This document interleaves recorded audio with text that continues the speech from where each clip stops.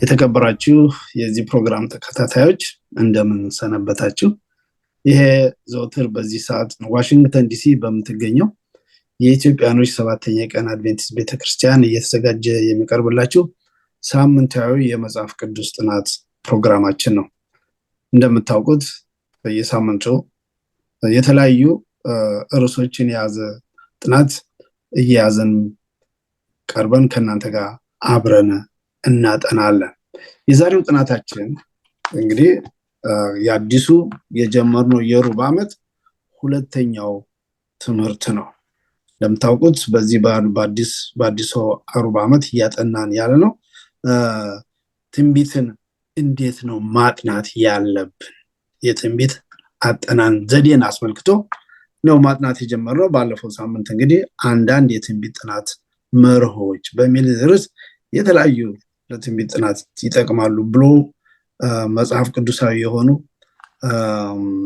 መርሆችን የሰንበት ትምህርቱ አቅራቢ ይዞልን ቀርቦ ነበር እና የመምህራን መምሪያ የሚል የሰንበት ትምህርት እንዲያውም ጭምቅ አድርጎ 5 መመሪያዎችን ሰጥቶ ነበር እና በእነዚያም ላይ በጥናታችን ስናቀርብ አብረን ተነጋግረንበታል። ከጊዜ አንጻር ወደዛ አንመለስበትም። የዛሬው ጥናታችን ሁለተኛ ትምህርት ዘፍጥረታዊ መሰረት የሚል ነው። ይህ ወደ ጥናታችን ከመሄዳችን በፊት ይህንን ጥናት ከኔ ጋር ይዘውላቸው የቀረቡትን ሁለት ወንድሞች በደስታ ማስተዋወቅ ፈልጋለሁ።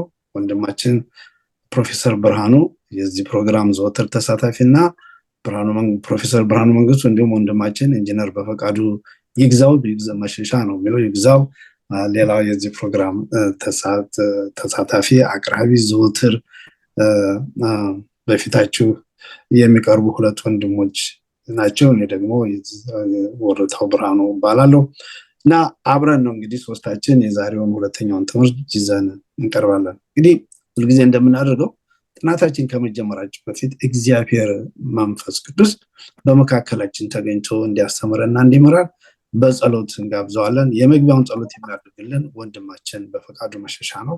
ወንድም በፈቃዱ ጸልይልን። እሺ እንጸልይ።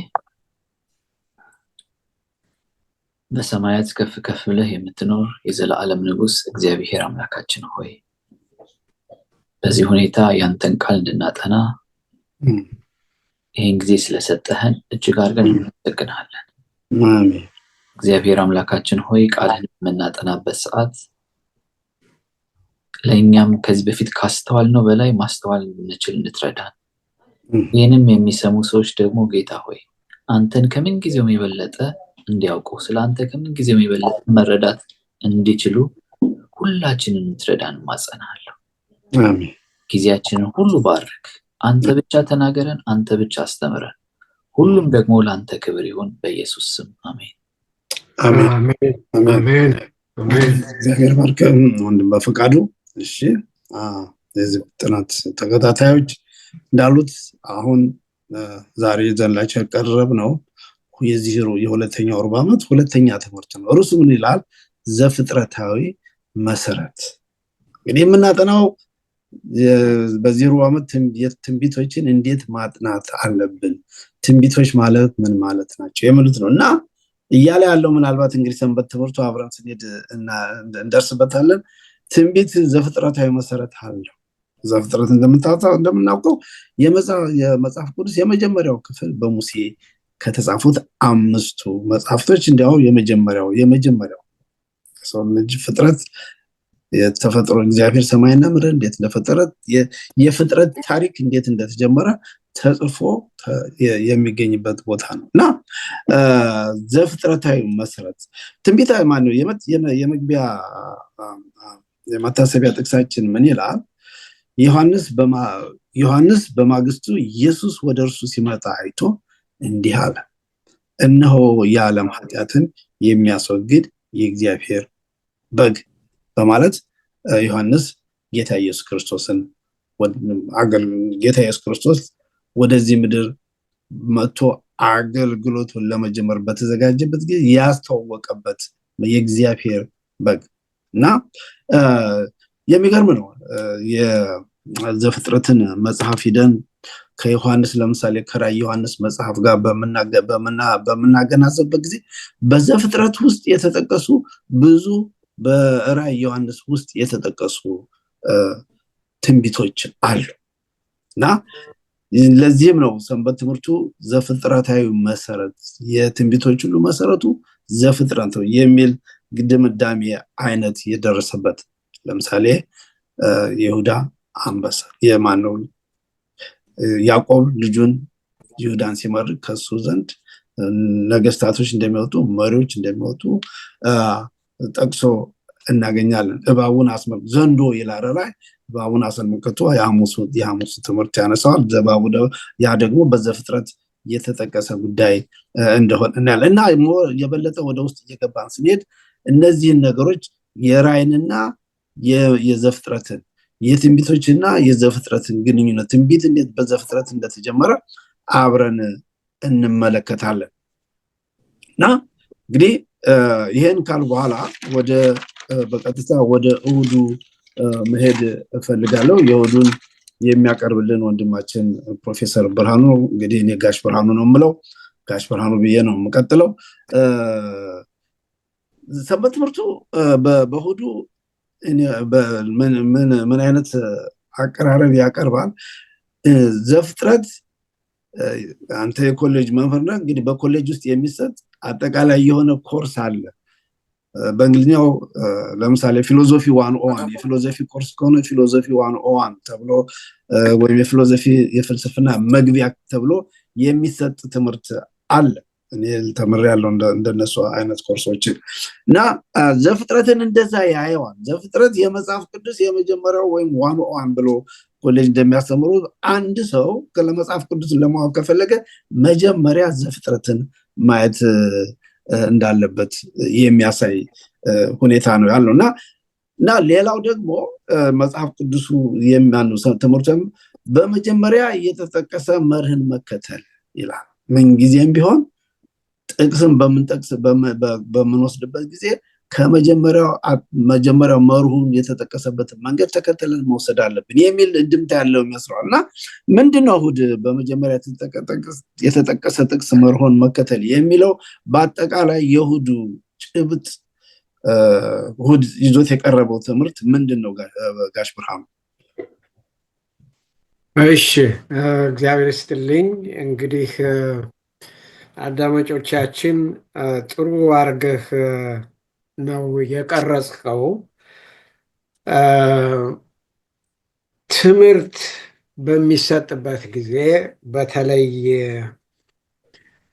በኮሌጅ ደረጃ የተማራችሁ ሰዎች ታውቃላችሁ፣ መግቢያ የሆነ ነገር አጠቃላይ የሆነ ነገር ነው የሚቀርበው። መጀመሪያ ልክ ሂሳብ ልናስተምር እንደሆነ መደመርና መቀነስን ሳናስተምር ወደ ሌላ ነገር ልንሄድ አንችልም እና የዘፍጥረት መጽሐፍ ለመጽሐፍ ቅዱስ እኔ በሁለት መልክ ነው የማየው። አንደኛ በራፍ መግቢያ እንደሆነ፣ በሌላ በኩል ደግሞ ልክ ቤት ስንሰራ የቤቱ ዋናው አንዱ ነገር ወንድም በፈቃዱ ኢንጂነር ስላለ ሊያርመኝ ይችላል፣ መሰረቱ ነው። መሰረቱ ካልጠበቀ ከላይ የሚሆነው ሁሉ መውደቅ ይጀምራል እና የመጽሐፍ ቅዱስ የመጀመሪያው መግቢያው ዘፍጥረት መሆኑ ምንም ጥያቄ የለውም። አሁን ቅድም እንደሰማችሁት የመታሰቢያ ቁጥሩን ወንድም ወረታው ሲያነብላችሁ ዮሐንስ መጥምቁ ጌታ ኢየሱስ ክርስቶስን ሲያው ምንድን ነው ያለው? ይሄ በግ ነው ያለው። የእግዚአብሔር በግ መስዋዕት የሚሆን እንግዲህ ያንን ሰው ሰምቶ እብድ ሊሆን ይችል ነበር ዘፍጥረት ባይኖር ኖሮ። ዘፍጥረት ስላለ ግን መግቢያው መንደርደሪያው ቀስ በቀስ ይህም ደግሞ በማጣደፍ መልክ ሳይሆን ቀስ በቀስ ሁሉን ነገር በአንድ ጊዜ በማድረግ ሳይሆን የትምህርት ብቻ የትምህርት አሰጣጥ ብቻ አይደለም። ይሄ 101 102 እያለ የሚሄደው ወረቀትም ሲጻፍ በተለይ የምርምር ወረቀት ሪሰርች የሚባለውን ቃል እንግሊዝኛው እንዳላደባልቅባችሁ ብዬ ነው፣ ጉራማይሌ እንዳላረገው ብዬ ነው። እና የምርምር ወረቀት ሲጻፍ መግቢያው በጣም በጣም በጣም ዋና በር ነው። ምን እንደምታነቡ፣ ምን እንደምታውቁ፣ ምን ለማወቅ እንደምትጠባበቁ የሚከፍተው መግቢያው ነው፣ ማስተዋወቂያው ነው። እና ዘፍጥረት እንደዚያ ያለ መጽሐፍ ነው። ግን አንዳንድ ጊዜ ሰዎች ይህንን በሁለት መልክ ያውታል። አንደኛው መልክ በቃ ልክ ሌላ ጽሑፎች እንዳሉ ሁሉ እገሌ እንደጻፈው በሚል መልክ ሊያዩት ይፈልጋሉ። አንዳንዶች እንዲያውም ክርስቲያኖችም ሆነው በራዕየ ዮሐንስ የተነገረው በዚህ የተነገረው ከዚህ ጋር አያያዝም የሚሉም አሉ። በኋላ ወደ ጥልቅ እንገባበታለን። ግን በእውነት የእሑዱ የሰንበት ትምህርት የሚያሳየን ይሄ የመንደርደሪያ መሰረታዊ ትምህርት ሌሎቹን ለማወቅ እንድንችል አድርጎናል ይላል። ለምን ብንል ለምንድን ነው ሌሎቹን ልናውቅ የቻልን? ሁለት ጥሩ ሀሳቦች ይቀርባሉ። አንደኛው ይህን ቃል የሰጠን ዘላለማዊ አምላክ ነው ይላል። ይህን ቃል የሰጠን የሚለወጥ የሚቀየር ሳይሆን ዘላለማዊ እና ዘመዶች ኢሳይያስ 40 7-8 ሚልክያስን ምዕራፍ 3 ቁጥር 6 ዕብራውያንን 13:8 ብታነቡ እግዚአብሔር እና የእግዚአብሔር ቃል ዘላለማዊ መሆኑን እንረዳለን። ለምሳሌ በኢሳይያስ 47-8 ምን ይላል? አበባውም ዛፉም ሁሉም ነገር ይረግፋል፣ ቃሌ ግን ለዘላለም ይኖራል ብሏል። ስለዚህ በዘፍጥረት የተነገረው ይሄ ብሉይ ኪዳን ዋጋ የለውም፣ እኛ አሁን በአዲስ ኪዳን ነው የምንኖር የሚባል አይደለም። ቤቱም ቤት የሚያደርገው ቅድም እንዳልኩት መሰረቱ ነው። ስለዚህ ያ እግዚአብሔር በዘፍጥረት ምዕራፍ 1 ያደረገው አድራጎት በዘፍጥረት ምዕራፍ 3 ቁጥር 15 የተናገረው ነገር በጌታ ኢየሱስ ክርስቶስ ተከስቶ እውነት ሆኖ ለማግኘት የቻልነው የእግዚአብሔር ቃል ዘላለማዊ መሆኑን ነው። አንድ ሁለተኛው ሌላው ነገር ሁሉ ይለዋወጣል፣ እኔ ግን አልለወጥም ይላል በሚልክያስ 3:6 ስናነብ። ከዚያ ጊዜ ለማትረፍ በዕብራውያን 13:8 ስናነብ ጌታ ኢየሱስ ክርስቶስ ትናንትም ዛሬም ነገም የሚኖር እና ይሄ ዘፍጥረት ዘላለማዊነት ያለው መሆኑን የምናውቀው ዘላለማዊ በሆነ አምላክ መሰጠቱ ነው። እንግዲህ ይህንን ልብ ብለን እንያዘው። ከዚያ የሰንበት ትምህርቱ የእሑዱ ወደሚጨርስበት ጊዜ እንዴት ነው? አንዳንድ ጊዜ ቤተ ክርስቲያኖች አቀላቅለው ያቀርባሉ፣ ለዘብ አድርገው ምክንያታዊ ነገሮች ሰጥተው። እንደው ለምሳሌ በዕብራውያን ምዕራፍ 4 የሰንበት ነገር ቀርቷልና የምትለውን አባባል ከአውድ አውጥተው ኮንቴክስት የሚለው ነው በእንግሊዝኛ ከዚያ አውጥተው ለዘብ አድርገው እንዲው እንድንተው ያደርጋሉ ይላል። ይህን እንዴት ልንጠነቀቅበት ይገባል ይላል እና ይሄ ብዙ መልስ መስጠት ይቻላል። ግን በአጭሩ ሰዎች አንዳንድ ጊዜ በቀላሉ እንታለላለን። አንዳንድ ጊዜ የምንታለለው እውነቱን አላምን በማለት ነው። አንዳንድ ጊዜ ደግሞ የምንታለለው ውሸቱን እውነት ነው ብለን በማመን ነው እና ይሄ እንዳይሆንብን መጽሐፍ ቅዱስን በአውዱ መጽሐፍ ቅዱስ ቅድም ወንድም ወረታው ጀመር እንዳደረገው ትንቢትን እንዴት ነው የምናውቀው፣ ይሄን እንዴት ነው የምናውቀው የሚለውን ለማጠናከር በአውዱ ወስደን መጽሐፍ ቅዱስ እንዲፈታው ይሄ ነገር አሁን ኢየሱስን በግ ሲለው የሰውዬ ስድብ እኮ ሊሆን ይችል ነበር፣ ግን የእግዚአብሔር በግ የሚሰዋው እና ጌታ ኢየሱስ ክርስቶስ በዚህ ልጨርስላችሁ። ጌታ ኢየሱስ ክርስቶስ ምን አለ መሰላችሁ? በዮሐንስ ወንጌል ምዕራፍ 5 ከ46 እስከ 46 እና 47 ስታነቡ ሙሴን ካመናችሁ እኔን ታምኑኛላችሁ፣ ሙሴን ካላመናችሁ እኔንም ልታምኑኝ አትችሉም ነው ያለው ጌታ ኢየሱስ ክርስቶስ ነው ያለው። እንደገና ዮሐንስ ወንጌል ምዕራፍ 5 46 እና 47 አንቡት ዘመዶች። እሺ ጋሽ ብርሃኑ በጣም እግዚአብሔር ይስጥልን።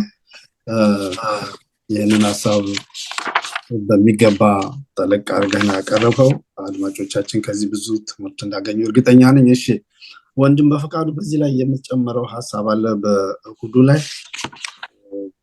በመጀመሪያ የተጠቀሰ መርህን መከተል በሚለው ርዕስ ላይ ጥሩ ተጠቅሷል። ግን የተወሰነ ነገር ብል ከተፈቀደልኝ ደስ ይለኛል። እሺ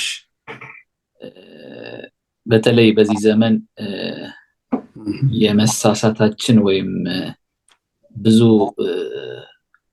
ከመንገድ መውጣት ምክንያት የሚሆነው ይህንን መርህ የመጀመሪያውን መርህ ማግኘት አለመቻል ነው። በተለይ ቅድም ፕሮፌሰርም እንደተናገረው ይሄ አዲስ ኪዳን ብሉይ ኪዳን ተብሎ ብሉይ ኪዳንን እንዳረጀ እንዳፈጀ እኛ አሁን በአዲስ ኪዳን ነን የምንኖረው በሚል ሰበብ ያንን ነገር የመተው ነገር ነው ብዙውን ስህተት ውስጥ የሚከተል። መጀመሪያ ግን መሰረታዊ መርሁን ከመጀመሪያው ጀምረን ብንከተል ኑሮ ብዙ ስህተት አይመጣም ነበር። ይሄንን ጠላት ስለሚያውቅ ነው በአዲስ ኪዳን ይሄ አዲስ ተፈጥሮ አዲስ ነን በማለት ያረጀው አያስፈልገንም የሚል አንዳንድ እውነት የሚመስሉ መጽሐፍ ቅዱሳዊ ጥቅሶችን በመምዘዝ መሰረታዊ የሆነውን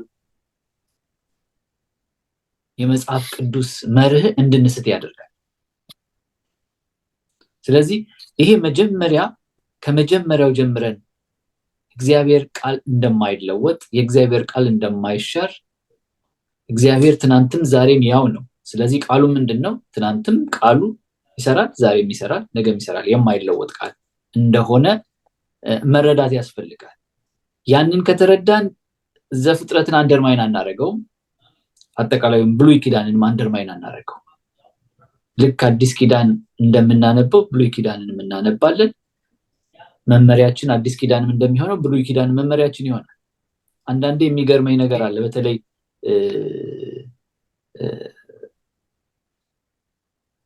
አንድ ሐሳብ ሲነሳ መሰረቱ ምንድነው ብሎ ከማሰብ ይልቅ አዲስ ኪዳን ላይ ትንሽ የተገለጸውን ነገር ወስዶ ያንን ሐሳብ በተሳሳተ መንገድ የመተርጎም።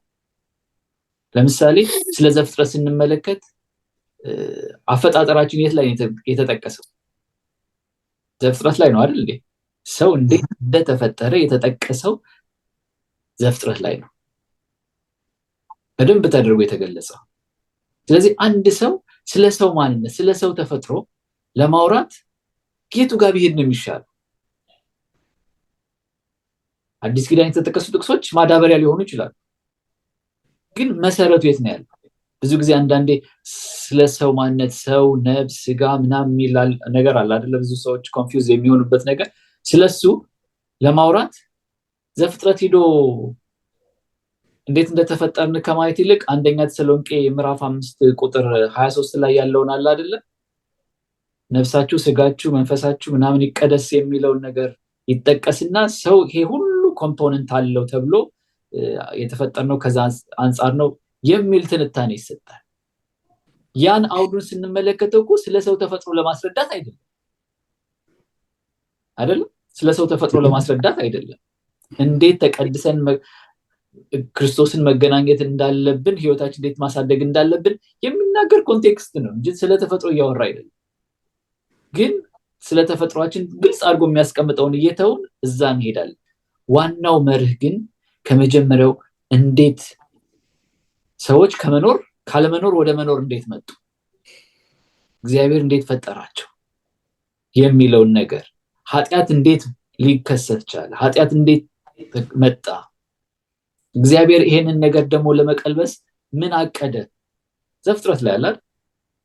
ስለዚህ ይሄን መሰረት ካልያዝን የመጨረሻው ላይ ወደ መጨረሻው ላይ ያለውን ብቻ በመውሰድ የመጽሐፍ ቅዱስን እውነተኛውን እግዚአብሔር እኛ እንድናስተውለው የሚፈልገውን መሰረታዊ ሐሳብ ልንስት እንችላለን፣ ያንን ካላስተዋልን ማለት ነው። እሺ እግዚአብሔር ባርክ ወንድም በፈቃዱ። እሺ ወደ ሰኞ እንሄድ። የሰኞው ከዚሁ ጋር በጣም የተያዘ ነው። የጀመረው ከዘፍጥረት ነው። በዛም አለ የእግዚአብሔርን ፍቅር በዘፍጥረት መጽሐፍ ውስጥ እናያለን። የእግዚአብሔርን ፍቅር መረዳት የሚል ሆኖ መጽሐፍ ቅዱስ በተለያየ ቦታ እግዚአብሔር ፍቅር ነው ይላል። ፍቅር እንደሆነ ደግሞ በተለይም ደግሞ የዮሐንስ ጽሑፎች ይህንን አጉልተው ያሳያሉ። ነገር ግን ብዙዎች የእግዚአብሔርን ፍቅር ሲረዱት አናይም። ወንድም በፈቃዱ አንተ ነህ የምታቀርብልን። ለምንድነው ሰዎች ይህንን መረዳት ያቃታቸው? እኛስ እንዴት ነው ለሰዎች የእግዚአብሔርን ፍቅር ልናሳይ የምንችለው? ፍጥረት ሳይቀር ስለ እግዚአብሔር ፍቅር እንደሚናገር መጽሐፍ ቅዱስ ይናገራል። እና እንዴት ነው ሰዎችን በዚህ ሁኔታ ልንረዳቸው የምንችለው? በእርግጥ የእግዚአብሔርን ፍቅር መረዳት የሚለው ጽንሰ ሐሳብ እውነት ለመናገር ከባድ ነው። ምክንያቱም የእግዚአብሔር ፍቅር እጅግ ጥልቅ ነው። እኛም ዛሬ አስተዋልን ብንልም በሚገባው ደረጃ ግን ላናስተውለው እንችላለን። የእግዚአብሔርን ፍቅር ገና የምናጠናው፣ ገና የምንመረምረው፣ ገና ብዙ የምንማረው ነገር ያለ ይመስለኛል። ግን በተለይ ሰንበት ትምህርቱም ሲጀምር አይታችሁት ከሆነ ኃጢአተኛው ተፈጥሮ መውረስ ማለት ስለ ዩኒቨርስ ያለን አመለካከት ለራስ ወዳድነት መታበይ ባለን ዝንባሌ ተበክሏል እንደማለት ነው እያለ ሐሳብ ያስቀምጣል። በተለይ ይሄ አሁን የለበስነው ይሄኛው ኃጢአተኛው ተፈጥሯችን በእግዚአብሔር ጸጋ ካልታገዘ በስተቀር የእግዚአብሔርን ፍቅር በሚገባው ደረጃ በትንሹም ራሱ ለመረዳት ከባድ ይሆናል። ይሄም የሚሆንበት ምክንያት ምንድነው? በታላቁ ተጋድሎ ውስጥ በእውነትና በውሸት መካከል ያለው ትልቁ ፍጭትም ይሄ የፍቅር ጉዳይ ነው። እግዚአብሔር አፍቃሪ ነው፣ እግዚአብሔር አፍቃሪ አይደለም የሚለው ነው። እግዚአብሔር ፍትሃዊ ነው ስንል እግዚአብሔር ፍትሃዊ አይደለም። እግዚአብሔር አፍቃሪ ነው ስንል እግዚአብሔር አፍቃሪ አይደለም። ስለዚህ ጠላት ትልቁን ጦርነት ያወጀው በዚህ ላይ ነው። በዚህም ላይ አጠንክሮ ይሰራል። ሰዎችን እግዚአብሔር አፍቃሪ አምላክ እንዳልሆነ እንዲረዱ ባገኘው አጋጣሚ ሁሉ ይሞክራል። ብዙም ተሳክቶለታል። እውነት ለመናገር ብዙም ተሳክቶለታል። ኢቭን እግዚአብሔርን በሚያውቀው ህዝብ መካከል ራሱ እግዚአብሔርን በሚገባው አትሊስት በሚገባው ልክ ስለ እግዚአብሔር ፍቅር ለመረዳት ከባድ የሆነበት ዘመን ላይ ነው የምንገኘው። ከዛ አንፃር ፍቅርን ተረዳን ማለት ስለ ፍቅር ሲገባን የእግዚአብሔርን ባህሪ በሚገባ ልንገነዘበው እንችላለን ማለት ነው። የእግዚአብሔርን ባህሪ በሚገባ መገንዘብ ስንጀምር ደግሞ ራሳችንን ለሱ አሳልፎ የመስጠት ብርታት ይጨምርልናል። ምክንያቱም ፍቅር ራሱ የሚገዛ ምን አለው? ኃይል አለው። እኛ እኮ ለእግዚአብሔር ለመገዛት የተቸገርነው እውነተኛው የሆነውን የእግዚአብሔርን ፍቅር መረዳት ባለመቻላችን። ያንን ደግሞ እንዳንረዳ የሚያደርገው አንድ ክፉ ኃይል አለ፣ ያው ሰይጣን አለ። ሁለተኛም ደግሞ ይሄ የራሳችን በሱም ብቻ ማሳበብ ባይቻልም የኛም የራሳችን ደግሞ ያንን ነገር ለማወቅ ያለመፈለግ፣ ያንን ነገር ለመመርመር ያለመፈለግ፣ የእግዚአብሔር ፍቅር ምን አይነት ነው ብሎ ለመመርመር በራሳችን ኃይል ላንችል እንችላለን። ነገር ግን በእግዚአብሔር ኃይል፣ በእግዚአብሔር ጸጋ የሚባለው ነገር እኮ ከንቱ ነገር አይደለም። እውነት ብንጠቀምበት የሚሰጠን ከእግዚአብሔር የሚሰጠን የእግዚአብሔር ጸጋ እኮ የእግዚአብሔርን ፍቅር በሚገባ እንድንረዳው፣ ያ መረዳታችን ደግሞ ወደ እሱ እንድንቀርብ፣ እሱን እንድናምነው ኃይል የሚሰጠን ነው። ስለዚህ ዛሬ በዚህ ዘመን ሰይጣን ያበላሸው ትልቁ ነገር ምንድነው? የእግዚአብሔርን ፍቅር እንዳንረዳ ማድረግ ነው። ምክንያቱም ስለ ፍቅር ስናውቅ አመለካከታችን ይቀየራል። ስለ እግዚአብሔር ያለን አመለካከት ኮምፕሊትሊ ይለያል። ያ በሚሆንበት ጊዜ ደግሞ ራሳችን ለሱ የማስገዛት እድሉ ከፍተኛ ይሆናል። ምክንያቱም ለእግዚአብሔር ያለን ግምት ይቀየራል። ፍቅር ስናውቅ ለእግዚአብሔር ያለን ግምት ይቀየራል። ለሰዎች ያለን ግምት ይቀየራል። አናኗራችን ይቀየራል። እንቅስቃሴያችን ይቀየራል። ሰዎችን እንዴት አድርገን ትሪት ማድረግ እንደምንችልም እንዴት ማድረግ እንዳለብንም ይቀየራል። ፍቅር ብዙ ነገሮቻችን ነው የሚቀየረው። የዚህ ዓለም ትልቁ ውድቀት ወይም የችግሮች፣ የሰቆቃዎች፣ የሐዘኖች ሁሉ ትልቁ ችግር ብዬ የምወስደው ፍቅርን አለማስተዋል ነው። ሰው ፍቅርን ቢያስተውል በትንሹ እንኳን በዛች ፍቅር መኖር ቢጀምር በዓለም ላይ የምናየው ችግር ሁሉ ባልኖረም ነበር። ስለዚህ እዚህ ላይ ምንድነው ከመጀመሪያውም ስንመለከት እግዚአብሔር ሰዎችን ይወዳል። እግዚአብሔር እኮ ሰዎችን የወደደው እኮ በአዲስ ኪዳን አይደለም። ዮሐንስ 3:16 ላይ እግዚአብሔር እንዲሁ ዓለሙን ወዷልና አንድ ልጁን እስኪለው ድረስ በእርሱ ያመነ ሁሉ እንዳይጠፋ የዘላለም ሕይወት ይሆንለት ዘንድ እንጂ ብሎ ዮሐንስ 3:16 ላይ ሲያስቀምጥ ያኔ አይደለም እግዚአብሔር ሰው መውደድ የጀመረው ነው እንዴ? አይደለም አይደል? in the very beginning ነው የወደደው። እግዚአብሔር እኮ ሰውን ለማዳን በወሰነበት ሰዓት አይደለም እኮ ሰው መውደድ የጀመረው ነው እንዴ? ሲፈጥረን ጀምሮ ስለወደደን አንዴ ፈጠረን አይደል? የማትወዱትን ነገር አትሰሩም አይደል? እግዚአብሔር ነው የሰራን አይደል? መዝሙር 100 ላይ ስንመለከት ምንድነው የሚለው? እሱ ሰራን እኛም አይደለንም ነው የሚለው አይደል? እኛስ ህዝቦቹ የመሰማሪያው፣ እኛስ ልጆቹ የመሰማሪያው በጎች ነን ነው የሚለው። ስለዚህ እግዚአብሔር ገና ሲፈጥረን ነው የወደደን አይደል? ሲፈጥረን ወደደን። ከዛ ደግሞ ምን ሆነበት? በኃጢአት ውስጥ ገባን። ስለዚህ ወዲያው ደግሞ ሆናል ፍቅር ስላለው ፍቅር ስለሆነ ወዲያው ደግሞ ምን አዘጋጅ? የመዳኛ መንገድ አዘጋጅ። መዳን የተጀመረው በአዲስ ኪዳን አይደለም። የመዳን እቅድ የተጀመረው በአዲስ ኪዳን አይደለም። የመዳን እቅድ የተጀመረው አስቀድሞ የተካሄደ ነገር። ይሄ ሁሉ የሚያሳየው እግዚአብሔር ፍቅር ስለሆነ ነው።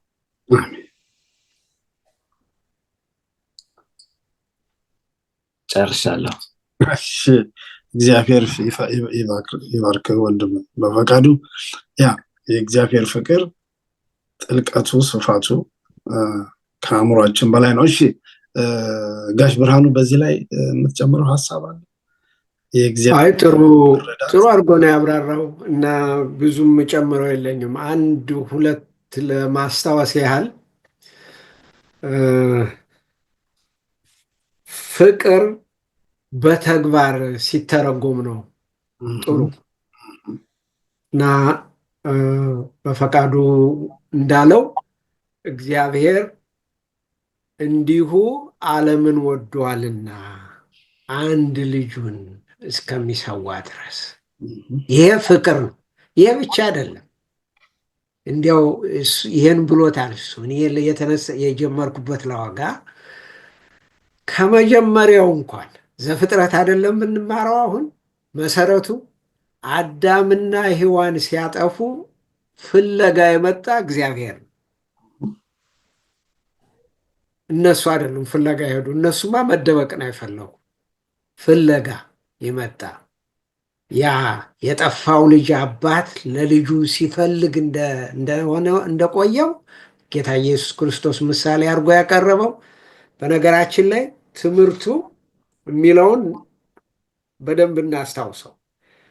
ምልክቶች፣ ፍንጮች ነው የሚለው። ምስሎች፣ ስዕል የሆኑ ነገሮች፣ ምሳሌዎች እና ክርስቶስ በምሳሌ እንዳመጣው ያ አባት ፍለጋ አይን መንገዱን እንዲያይ እንደነበር እግዚአብሔር እንደዚያ የሚያደርግ አምላክ ነው። እግዚአብሔር ትልቅ ፍቅር ያለው አምላክ መሆኑን በእውነት የምንረጋገጥበት ብዙ ነገር አለ። ልጁን መሰዋቱ ብቻ እኮ አይደለም። ሉሲፈር ኋላ ዳቢሎስ የሆነው ኋላ እባብ የሆነው ጥፋት ሲያጠፋ በአንድ ጊዜ ሊያጠፋቸው ይችል ነበር እግዚአብሔር። ግን እግዚአብሔር እንደዚህ የሚያደርግ አምላክ አይደለም። የሚያስገድዳለን። በፍቅር ማስገደድ አይቻልም። ፍቅር መንገድ ነው የሚጠርግ። ኑልኝ እንገናኝ ነው የሚል እና በጣም በእውነት የምናጠናውን ነገር ሁሉ እንዲያው ሳይገባን ነው ቢቀር እንኳን የእግዚአብሔር ፍቅር ስላለ አንድ ቀን እግዚአብሔር ይህን ሁሉ ይገልጽልኛል ብለን አምነን ወደፊት መጓዝ አለብን። እሺ፣ በጣም ጥሩ። እግዚአብሔር ባርክህ። ስለተጨማሪው ሀሳብ ወደ ማክሰኞ እንሂድ። ማክሰኞ ጋሽ ብርሃኑን ይህንን ሀሳብ የምታቀርብልን ያው በሁዱም ላይ አንስተዋል። መታሰቢያ ጥቅሱም ያነሳዋል። የመስዋዕቱ በግ የት ነው ብሎ ይስሐቅ ዘፍጥረት ምዕራፍ 22 ይጠይቃል። ይሄ ጥያቄ ግን የይስሐቅ ጥያቄ ብቻ ሳይሆን የሁላችንም ጥያቄ ነበር እና ይሄንን መልስ ቅድም እንዳነሳው ባለ መጥምቁ ዮሐንስ መልስ ሰጥቶበታል። እስኪ ይሄንን ሀሳብ ጠቅለል አቅርብልን። የይስሐቅን ጥያቄ የእኛም ጥያቄ የሆነውን ዮሐንስን መልስ የእግዚአብሔር መልስ ለኃጢአት ያሁን ስለተነጋገርንበት እስኪ ሀሳብን አንተን በለን አካፍለን። እሺ እንግዲህ በአውዱ እንድናገኘው እንደምታስታውሱት አብርሃም የተሰጠው ተስፋ ስለቀረ የተሰጠውን ተስፋ በእሱ መንገድ ለመመለስ ሳራም እየመራችው እየገፋችው ብዙ ድክመት አድርጎ በመጨረሻ ሁሉም ነገር ከደረቀ በኋላ በዘፍጥረት 18 ቁጥር 14 ላይ እንደምናነበው እግዚአብሔር የሚወስነው ነገር የለም፣ በምንም ነገር አይወሰንም ተብሎ ልጅ ተወለደ፣ ይስሐቅ ተወለደ። ፍቅር የሚለው ቃልም ለመጀመሪያ ጊዜ ከመጽሐፍ ቅዱስ ከዘፍጥረት የተጠቀሰ አሁን ነው። እግዚአብሔር ግን ይህንን አብርሃምን ይህን የምትወደውን የምታፈቅረውን ልጅህን ሰዋልኝ አለው። ሰዋልኝ። አብርሃም እግዚአብሔርን ስላመነ በዕብራውያን መጽሐፍ ሄደን ማንበብ እንችላለን።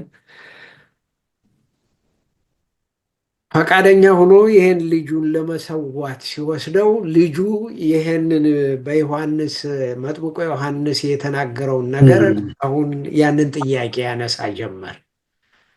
መስዋዕቱ የታል? በጉ የታል? ይል ነበር። እግዚአብሔር እንደሚሰጥ አባትየው መስዋዕቱን እግዚአብሔር ይሰጣል ብሎ ይሄ ልጅ ሳያውቅ አባትየው እያወቀ ልጁን ለመሰዋት የሄደበት ጊዜ ነው። ሁለት ነገር እንድትይዙ፣ መጀመሪያ የምትወደውን ልጅህን የምታፈቅረውን ነው የተባለ። ያ ተፈቃሪ ልጅ አፍቃሪ አባቱ እንዲህ ያደርገኛል ብሎ እንዳላመነ እርግጠኛ ነኝ። ግን እግዚአብሔር ስለጠየቀው አብርሃም የእግዚአብሔርን ፈቃድ ለማድረግ ፈቃደኛ ሰው ሆኖ ልጁን ለመሰዋት እንደሄደ፣ ልጁ ደጋግሞ የሚሰዋው በጌታል ሲል እግዚአብሔር እሱን ይሰጣል ተብሎ ለመሰዋት እንደሄደ አብርሃም እንዳመነው እንደምታስታውሱት እግዚአብሔር ልጁን እስከ መጨረሻው ካደራጀው በኋላ ለማረድ ልጁን ለመግደል ከተዘጋጀ ሊሰዋው መሰዋት ሊያደርገው ሲል የእግዚአብሔር መላእክት መጥተው አትንካው ብለው የሚሰዋውን እንደሰጡ ይናገራል። የማክሰኞው ትምህርት ብዙ ልንወስድ የሚገባ ትምህርት አለ፣ መሰረታዊ ስለሆነ። ለምሳሌ በጥያቄ መልክ ለመመርመር የሚፈልጉ ጥሩ ጥያቄ የሚጠይቁ ሰዎች አሉ። ይኸውም ምንድነው? እግዚአብሔር አይፈትንም። በተለይ በያዕቆብ መጽሐፍ ሄዳችሁ ስታነቡ በብዙ ቦታ እግዚአብሔር አይፈትንም ይላል። ይሄ ነገር አብርሃምን የሚፈትን አይደለም ብለው የሚያቀርቡ ሰዎች አሉ። ጥሩ እውነታቸው ነው፣ ጥሩ ጥያቄ ነው። ግን ቅድም ጀመር እንዳደረግነው ካውዱ ለምንድን ነው ይሄ ነገር የሆነው? ዘፍጥረት የእግዚአብሔር በዚህ ምድር አሰራር የመግቢያ መጽሐፍ ነው። የመግቢያ በመግቢያው ላይ እግዚአብሔር ብዙ ነገሮች ላይ አርጓል። ብዙ ነገሮች አርጓል። ካደረገው ነገር አንዱ አዳምና ሔዋን ሲያሳሳቱ ለነሱ መፈወሻ ሊያመጣ አቅድ ስላለው አቅዱን ሰው ሊያስተውለው የሚችለው በሰው ሲሰራ ነው። በሰው ሲጀመር ነው። ሰው መስዋዕት ሲያቀርብ፣ ሰው ለእግዚአብሔር ሲታዘዝ፣ ያንን ሲያይ ሌላው ሰው ይማራል የሚል ነው እና አብርሃምን ለመፈተን ሳይሆን መድረክ ለመጣል፣ መንደርደሪያ ለመጣል፣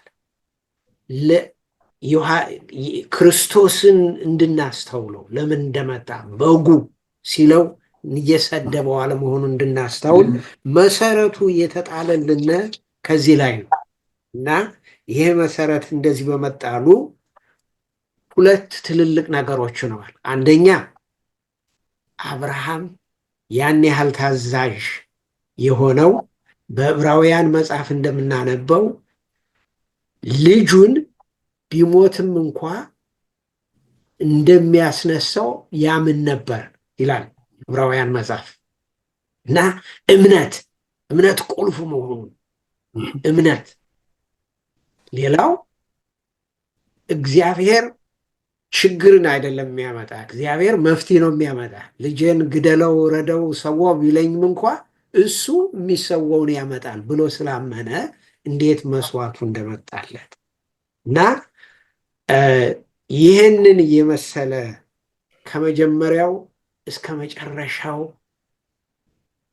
ከመንደርደሪያው እስከ መጨረሻው፣ ምክንያቱም ይሄ መስዋዕት ነው የዓለምን መድን የሆነው ቅድም እንደተማር ነው በዮሐንስ ወንጌል 3:16 ግን ለዚህ ትምህርታዊ የሆነ ተግባራዊ የሆነ ቅድም እንዳልኩት ፍቅር በተግባር አብርሃም ዝም ብሎ ማመን ዝም ብዬ እወድሃለሁ ማለት ሳይሆን በተግባር ያሳየበት ያረጋገጠበት ጊዜ መሆኑን የሚያሳይ ክፍል ነው የማክሰኞ።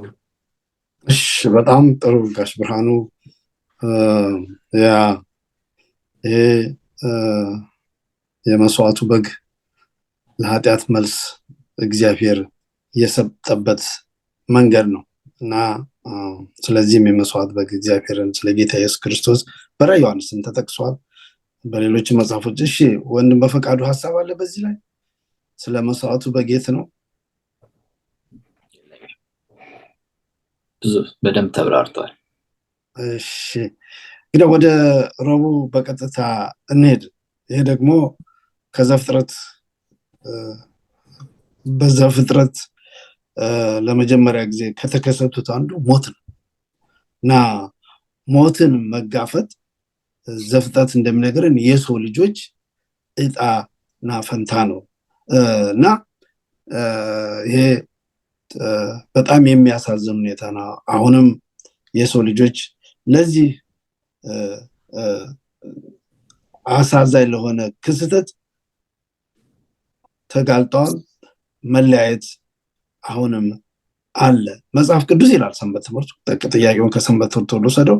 መጽሐፍ ቅዱስ እግዚአብሔር ሞትን እንዲመለከተውና እርሱ ለችግሩ ስላለው መፍትሄ ምን ይነግረናል? ሁልጊዜ የምለው አለ ወንድም በፈቃዱ፣ የሞትስ መመቻው መቼ ነው? እጠይቀው ነበር አግኝቸው በሆነ ለሁሉም ጊዜ ያለው ብሏል ሰለሞን። የሞትስ መመቻው መቼ እንደሚሆን ይላል እና መቼ ነው ሞት የሚሞተው?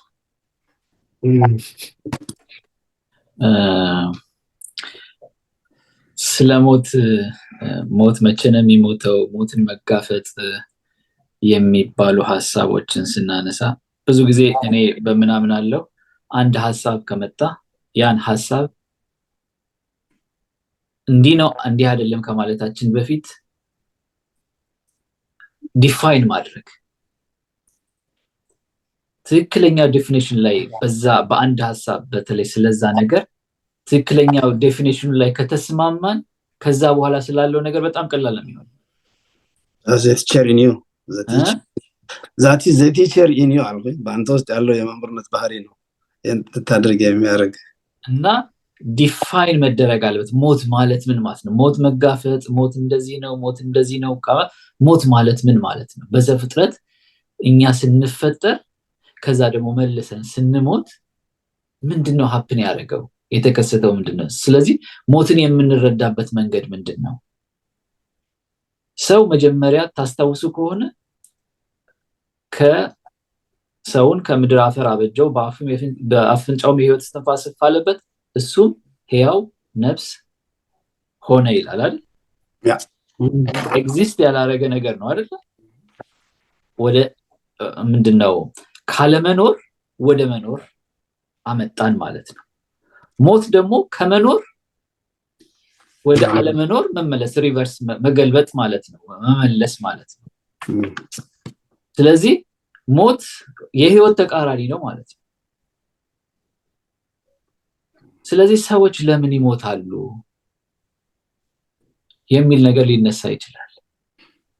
ምንም መጽሐፍ ቅዱስን ዘፍጥረትን ገለጥ አድርጎ ያነበበ ሰው ሞት ለምን እንደሚሞት ግልጽ ነገር አለ።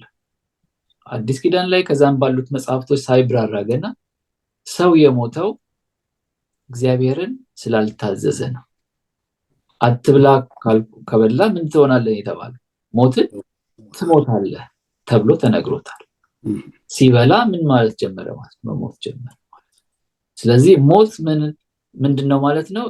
እግዚአብሔርን ባለመታዘዝ የሚመጣ ከመኖር ወደ አለመኖር መሄድ ማለት ነው።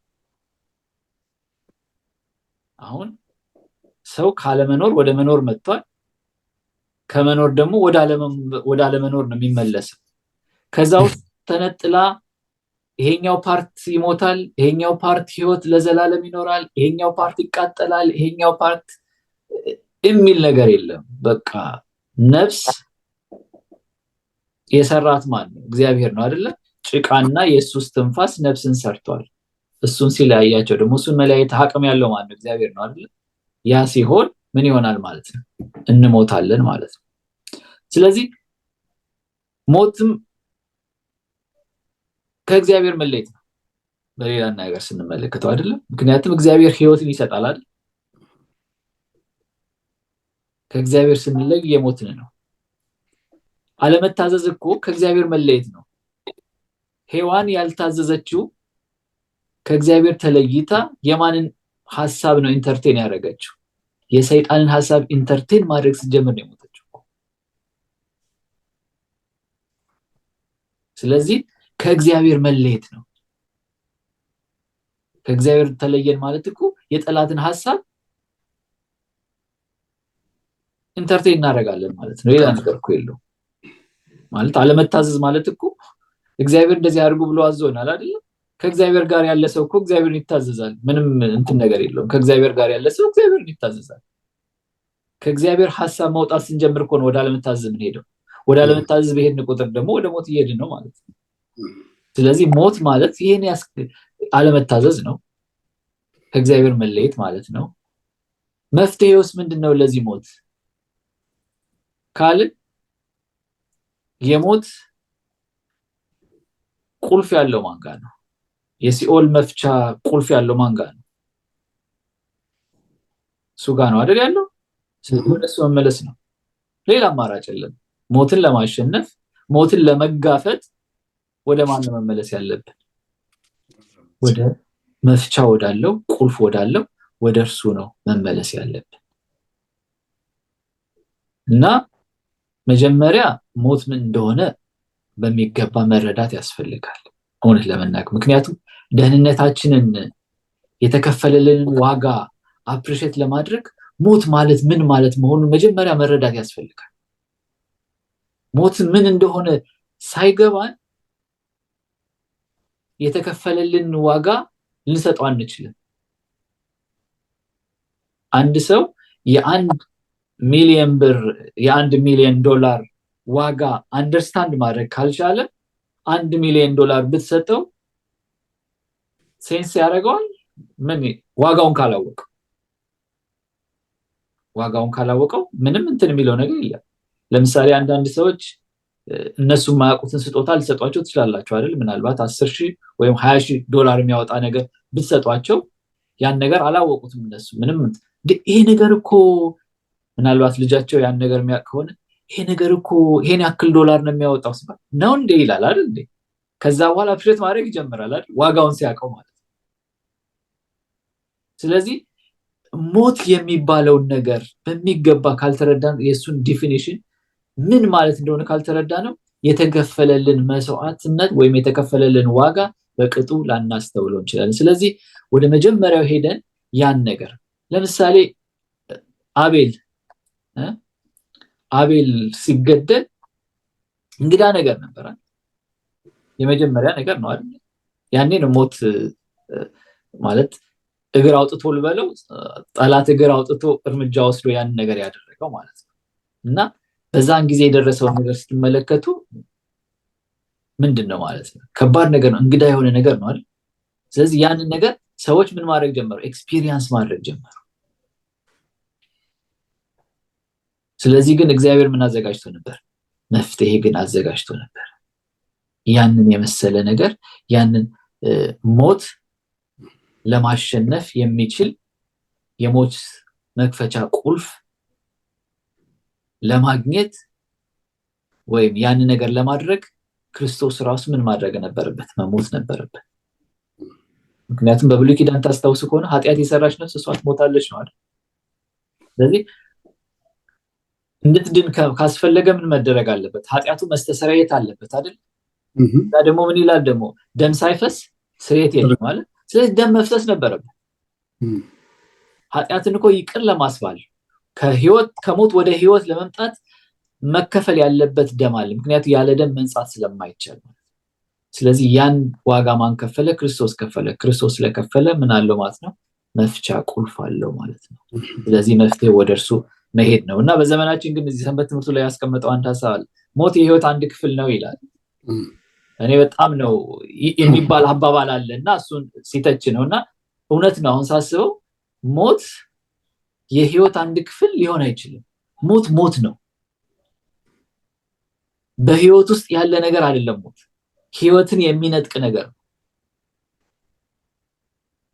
ምናልባት ይሄን ነገር እንግዲህ በተለምዶ የምንጠቀምበት እንግዲህ ዛሬ እንሞት ነገ እንሞት አናቀውም ሁሌ ሀፕን ሊያደርግ ይችላል የሚለውን ሐሳብ ለመግለጽ ካልሆነ በስተቀር ማለት ዛሬ አንድ ሰው ዛሬ ይሞት ነገ ይሞት አያውቀውም ማለት ስለዚህ ምንጊዜ ሞት አለ በሚለው ጽንሰ ሐሳብ ካልሆነ በስተቀር የህይወት አንድ ክፍል ግን አይደለም ህይወት የሚባለው በእግዚአብሔር ዘንድ የምናየው ህይወት ያ አብሶሉት ህይወት ነው ፐርፌክት ነው ሞት በዛ ውስጥ የለው ግን በተለምዶ እንደዚህ የምንለው ነገር አስከዛሬ አስቤው ማላቅም ነበርና ይሄ ሰንበት ትምህርቱ ሲጠቅሰው እውነትም የሞት የህይወት አንድ ክፍል ሊሆን አይችልም ህይወት ከሆነ ህይወት ነው ቀደም ሲጠቀስ ታስታውስ ከሆነ ስለ ፍቅር ስናወራ የእግዚአብሔር ፍቅር ፕሮፌሰር እንዳለው በተግባር የሚገለጽ ነው አይደል እኔ ደግሞ ምን ብዬ ላጠናክረው በተግባር የማይገለጽ ከሆነ ፍቅር አይደለም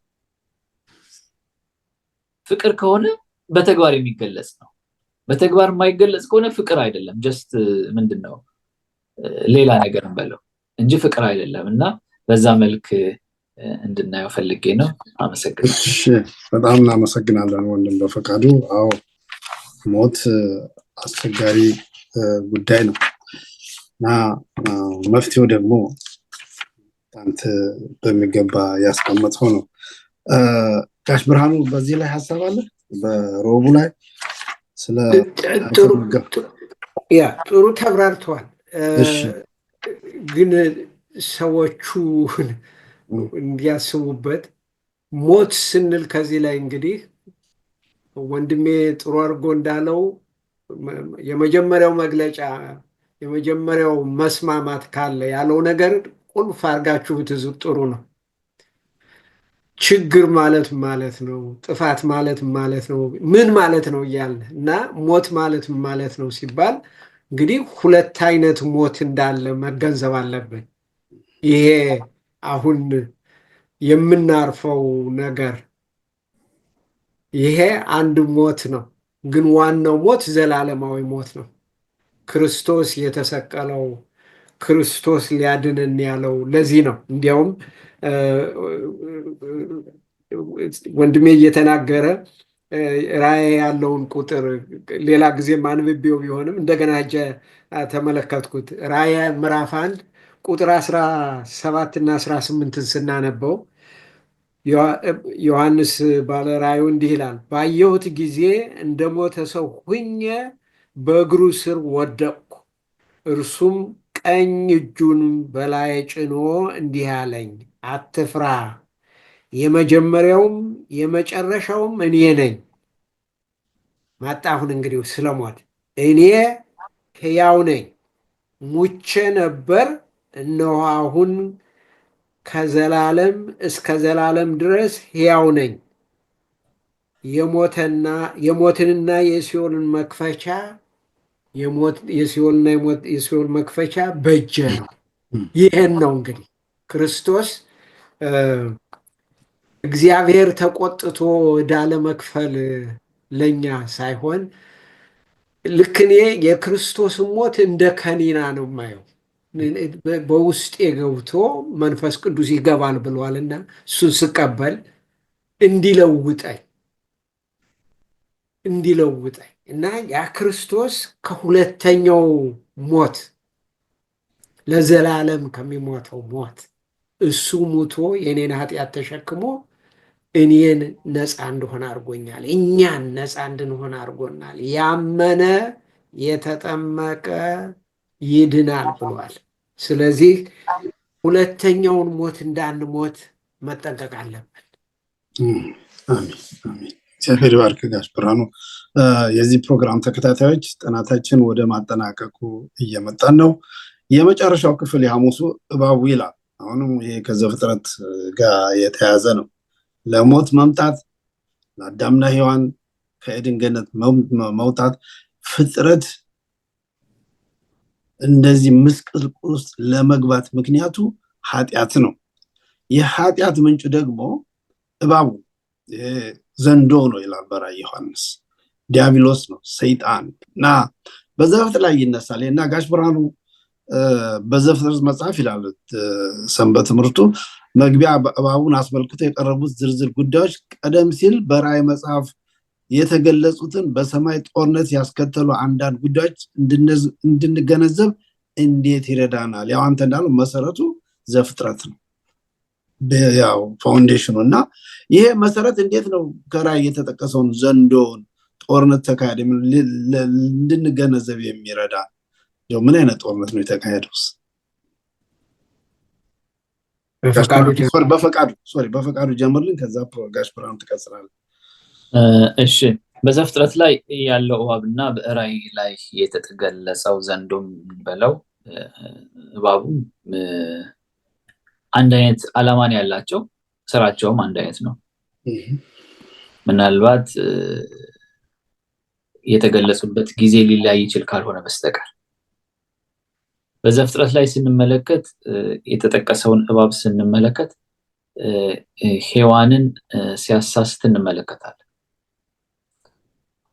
ምንድነው ዓላማው የነበረው?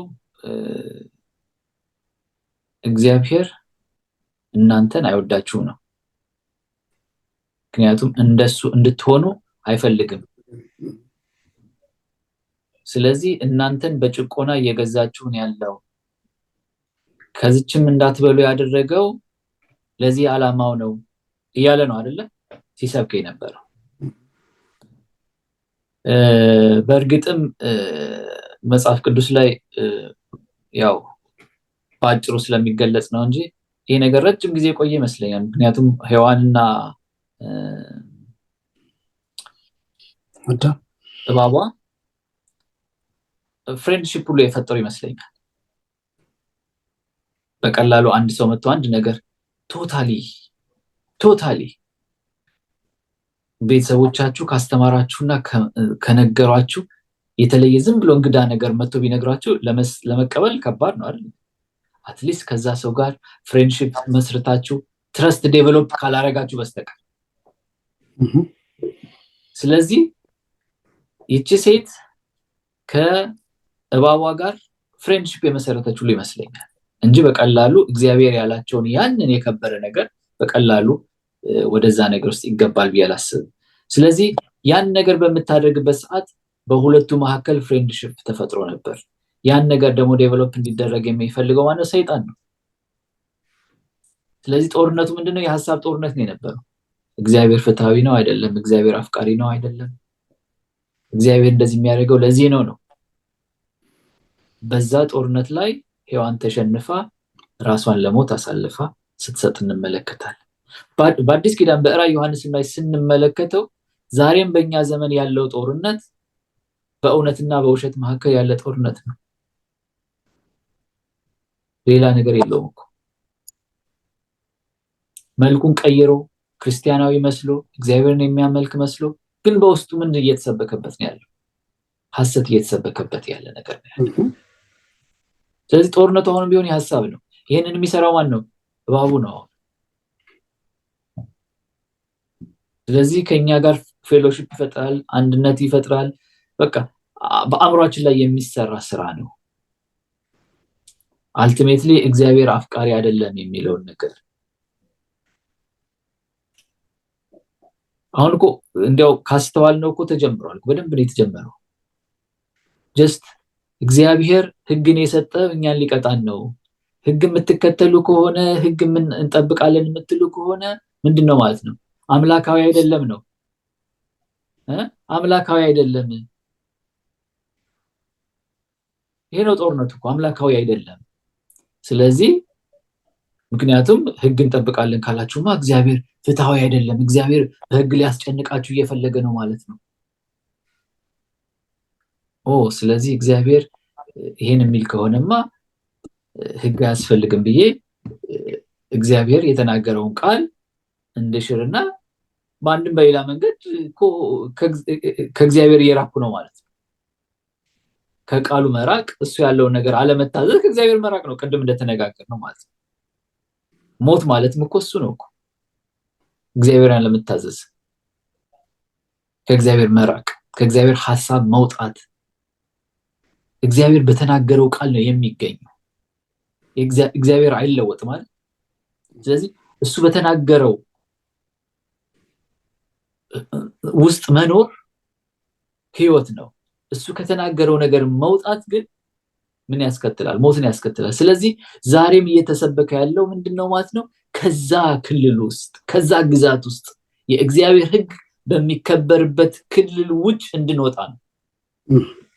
በእግዚአብሔር ህግ ደስ እንዳንሰኝ፣ ያ ፍትሃዊ እንዳልሆነ፣ ያ የፍቅር ስጦታ እንዳልሆነ፣ እኛን ሊጨቁን የጭቆና ስርዓት እንደሆነ እየነገረን ነው አይደል? በአንድም በሌላ መንገድ ይሄን ነው የምንሰማው እኮ። በዓለም ዘንድ አይደለም፣ መጽሐፍ ቅዱስን አውቃለሁ በሚለው ማህበረሰብ ዘንድ ማለት ነው። ስለዚህ በብሉይ ኪዳንም በዘፍጥረትም የነበረው ጦርነት ያ ነበር። ዛሬም ያለው ጦርነት ይሄ ነው በራዕየ ዮሐንስ ላይ ያለው። ስለዚህ ይሄንን እንድንጋፈጥ ነው ዛሬም ትምህርት የሚሆን ከዘፍጥረት ጀምሮ የተጻፈልን ነገር። ይሄንን የሰይጣንን ተንኮል ተረድተን ራሳችንን ከእግዚአብሔር ስርዓትና ከእግዚአብሔር መመሪያ ጋር እንድናጣብቅ እና እንዳንሞት። ለምን ትሞታላችሁ ነው አይደል? ወደ እኔኑ ነው። ስለዚህ ያን ነው አሁንም የእባቡ ተግባር ያ ነው በድሮ ዘመን፣ አሁንም እየሰራ ያለው በዛ መልክ ነው እየሰራ ያለው ብዬ ነው የምወስደው። አሜን። እግዚአብሔር ይባርከው። በፍቃዱ ጋሽ ብርሃኑ በሐሙስ ላይ ሀሳብን እስቲ አንተ ማካፍለን እና ወደ ማጠቃለል እንሄድ። ጥሩ አድርጎ ነው የገለጸው። አንድ ሁለት ሀሳቦች ለመጨመር ሰይጣን ሉሲፈር አዋቂ ትልቅ መልአክ የነበረ መሆኑን ማስታወስ አለብን። እኛን ሊፈትነን ሲፈልግ ድክመታችን ለማወቅ ነው የሚፈልገው። ሔዋንን ሂዶ እንዴት እንደተናገራት በደንብ ብናስታውስ ጥሩ ነው። እባቡ በአትክልቱ ስፍራ ካለው ዛፍ ከማንኛውም እንዳትበሉ ተከለከላችሁ ነው ያለው። እንግዲህ ይሄ ግማሽ እውነት ግማሽ ውሸት ቅድም ያልኳችሁ ይሄ ነው። በአንድ በኩል የተከለከለ ነገር አለ ከዚያ ውስጥ፣ በአንድ በኩል ያልተከለከለ ብዙ ነገር አለ እና እውነቷን ጨመር ያረግና ውሸቷን ጠንከር ያረግና ነው የሚፈትነን እና ይሄን መጠንቀቅ አለብን። ያ አሁን በፈቃዱ ሲለው እንደነበረ ስለ እግዚአብሔር የማያምኑ የልዩ ልዩ ሃይማኖት የቡድሂዝምም የእስልምናም ወይም ደግሞ ምንም እግዚአብሔር የለም የሚሉ ክደት እሱ አይደለም የሚያስፈራራው። ወጥመድ ውስጥ የሚሰደው መጽሐፍ ቅዱስን ትክክል ባልሆነ መልክ የሚያቀርበው ነው እኔ እንደሚታየኝ ከሆነ። ምክንያቱም አስታውሱ ዘመዶቼ፣ እነዚህ እኮ ፈሪሳውያን፣ ሰዱቃውያን፣ ጸሐፊዎቹ፣ ጠበቆቹ መጽሐፍ ቅዱስን እኮ ያውቁት ነበር፣ ግን ሙሉ በሙሉ አልተቀበሉትም። ቅድም እንደነገርኳችሁ በዮሐንስ ወንጌል ምዕራፍ 5 46 እና 47 ጌታ ኢየሱስ ክርስቶስ ያለው ሙሴን ካመናችሁ እኔን ታምኑኛላችሁ። ለምን? ስለ እኔ ነዋ የጻፈው። እሱን ካላመናችሁ ግን እኔ ልታምኑኛችሁም ሲል ሙሴ ምን እንደጻፈ እኮ እነዚህ ሰዎች ያውቃሉ፣ ግን ሙሉ በሙሉ ሊቀበሉት አልቻሉም። ካለመቀበላቸው የተነሳ ወደ ጥፋት ሄዱ እና ወንድሜ እንዳለውም እኔም አሁን የጨመርኩትን እንግዲህ የሚነግረን ምንድን ነው? በትህትና መማር፣ መመርመር፣ የቀመስነውን ደግሞ ማቅመስ፣ ማስተማር። ምክንያቱም ያ እድገት ይሰጣል። መጀመሪያ ታስታውሱ እንደሆነ በፈቃዱ ያለው ነገር አለ። ስለ እግዚአብሔር ፍቅር፣ ስለ እግዚአብሔር ማንነት በዘላለማዊነት በምንገኝበት ጊዜ ነው የምንማረው። ብዙ ላይ ገባን ይችላል፣ ግን መሞከር አለብን እንድንጠነክር እንድናድግ እና ይሄ እንዴት ነው የሚሆነው እንዴት የሚለውን ብዙ ጥያቄዎች አሉ። መጽሐፍ ቅዱስን ምሳሌዎቹን ምስሎቹን ጠቋሚ ነገሮቹን እንዴት ነው የምንለየው? ይሄ ነው በዚህ በአሁኑ ጊዜ የምንማረው እና ያን ለመማር ያን ለመመርመር ያዕቆብ ያለውን አስታውሱ ዘመዶቼ። ያዕቆብ በምዕራፍ 1 ቁጥር 5 ላይ ከእናንተ ማንም ጥበብ ቢጎድለው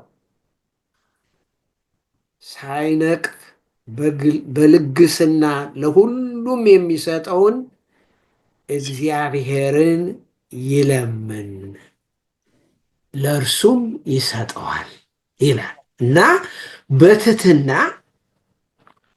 በጉልበታችን ሆነን ይሄ የመጀመሪያ እናታችን የመጀመሪያ አባታችን ያሳሳተ ኃይል እኔንም ሊያሳስተኝ ይችላልና እንዳያሳስተኝ እንዴት ልጠንቀቅ?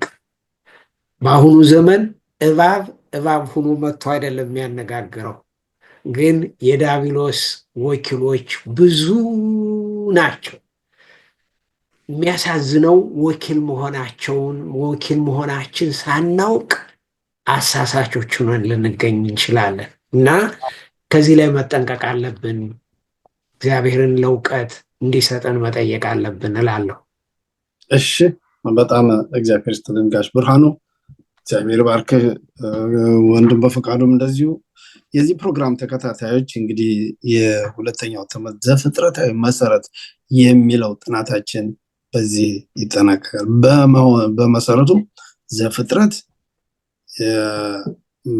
የፍጥረትን ታሪክ ለማወቅ ለሚፈልግ የእግዚአብሔርን ፍቅር ለማወቅ ለሚፈልግ ኃጢአት እንዴት ወደ ዓለም ገባ ለሚፈልግ መጀመር ያለበት ከራዕይ አይደለም። መጀመር ያለበት ከመዝሙረ ዳዊት አይደለም። መጀመር ያለበት ከዘፍጥረት ነው። ከዛ ተነስተን በምንሄድበት ጊዜ ጋሽ ብርሃኑ እንዳለው የእውቀት ቤታችን በትክክለኛ መሰረት ላይ ተገንብቶ እያደገ እያደገ እያደገ ይሄዳል። ሰው እንዴት እንደመጣ እንደተፈጠረ ሳናውቅ ስለ ትንቢት ማጥናቱ ትርጉም ሊኖረው አይችልም እና የዚህ ትምህርት ማቅራቢ እንድንረዳ ያፈለገው ነው ከዘፍጥረት እንጀምር የሚል ነው እና ቆይታችሁ ከኛ ጋር መልካም እንደነበረ መንፈስ ቅዱስ እኛን እንደተናገረ እናንተንም እንደተናገራችሁ ተስፋ እናደርጋለን። እንግዲህ አድማጮቻችን፣ ተመልካቾቻችን የዛሬውን ጥናታችን እዚህ ላይ እናጠናቀቃለን። ጥናታችን ስንዘጋ ወንድማችን ፕሮፌሰር ብርሃኑ ጋሽ ብርሃኑ በጸሎት ይደመድምልናል። እሺ እንጸልይ። እግዚአብሔር አባት አዲስ ቀን አዲስ ህይወት ሰጥተህን ስለዋልክ እናመሰግንሃለን። በዚህ ቀን በእኛ በጎልዳፋ አንደበታችን ያንተን ፍቅር፣ ያንተን ጥበብ፣ ያንተን ዘላለማዊነት፣ ያንተን መሐሪነት ለመነጋገር እድሉን መብቱን ስለተሰጠን እናመሰግናለን። ጌታ ሆይ የተወያየንበት ነገር ሁሉ ያነበብነው የተናገርነው ዘመዶቻችን የሚገነባ እውቀታቸውን የሚያሰፋ አንተን ለማወቅ ጨምሮ ጨምሮ የሚያስመኝ ትልቅ ምኞትን የሚሰጥ እንዲሆን እንለምናለን። አሜን። እግዚአብሔር አባት ሆይ የታመሙትን ማርልን፣ በጦርነት ላሉት ሰላም አንተ ስጥልን። አሜን። የቀረበውን ይህን ቃልክን ልጆች በሚሰሙበት ጊዜ መንፈስ ቅዱስ እኛ ካልነው እኛ ካቀረብነው አብልጦ እንዲገልጽላቸው በመለመን በጌታ በኢየሱስ ክርስቶስ ስም ስለሰማህን ተመስገን።